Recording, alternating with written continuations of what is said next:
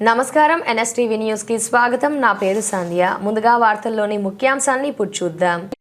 Mysore, Bengaluru, Chennai bullet రైలు ప్రాజెక్టుల్లో పలమనేరుకు railway స్టేషన్తో పాటు bullet రైలు stop మంజూరు చేయాలని కోరుతూ పలమనేరు పరిరక్షణ సమితి నాయకులు బీజేపీ రాష్ట్ర అధ్యక్షుడు పివిఎన్ మాధవ్కు శనివారం వినతిపత్రం అందజేశారు.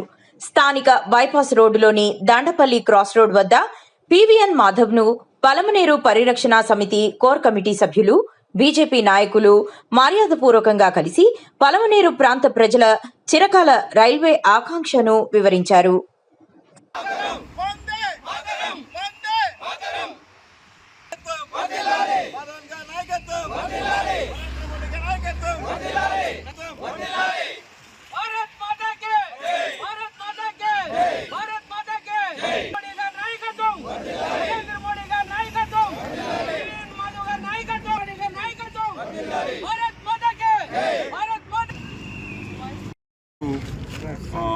జిల్లా సంబంధించిన అతి ప్రధాన సమస్య నా యొక్క మామిడి రైతులకు సంబంధించిన ఏదైతే సమస్య ఉందో అత్యంత దారుణమైన సమస్య. గత సంవత్సరంలో కూడా వాళ్ళకి గిట్టుబాటు ధర రాక వాళ్ళందరూ కూడా మామిడిని అంతా కూడా రోడ్డు పైన పడేసేయటం, ఆ విధంగా చాలా తీవ్రంగా నష్టపోయారు.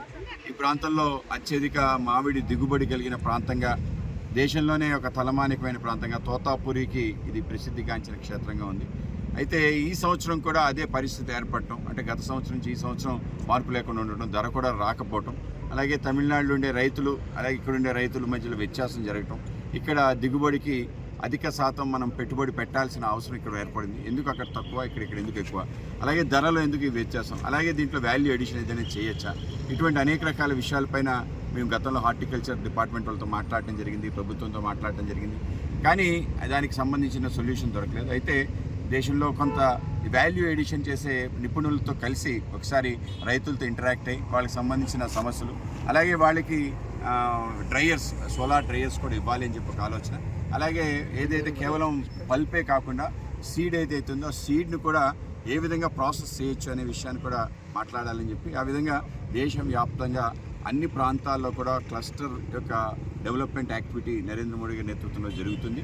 అలాగే ప్రతి రైతు కూడా ఎక్కడ నష్టపోకుండా వాడి దిగుబడి దేశవ్యాప్తంగా వెళ్లే విధంగా ఈ మార్కెట్ని తీసుకురావడం జరిగింది. ఈ నామ్ అని పేరు మీదట తీసుకురావడం జరిగింది. సుమారు దేశంలో ఉండే 70,000 మార్కెట్ని అనుసంధానం చేశారు. దాని తర్వాత కిసాన్ రైల్ అని చెప్పి త్వరితగతిన మార్కెట్లో వెళ్లే విధంగా ట్రైన్లు కూడా ఏర్పాటు చేయడం జరిగింది. ఆ విధంగా అనేక రకాల సౌకర్యాలు ఏర్పాటు చేశారు. అయినా కూడా ఈ యొక్క పరిస్థితి ఉండటం ఏదైతే దురదృష్టకరం. తప్పనిసరిగా చిత్తూరు సంబంధించిన సమస్యను పెద్ద ఎత్తున కేంద్రానికి తీసుకెళ్ళడానికి, అలాగే రైతాంగంతో మాట్లాడడానికి, ఈ సమస్య నెక్స్ట్ ఇయర్ అది పునరావృతం కాకుండా ఉండే విధంగా ఏ చర్యలు తీసుకోవాలి అవి కూటమి ప్రభుత్వం తీసుకోవాలనే ఆలోచనతోనే ఇవాళ రావటం జరిగింది. ఆ విధంగా ఇక్కడ పలమనేరు మీదుగా కార్యకర్తలందరూ కూడా స్వాగతం పలకటం జరిగింది. తప్పనిసరిగా మన ప్రాంతానికి సంబంధించిన అన్ని రకాల విషయాల పట్ల భారతీయ జనతా పార్టీ చర్చ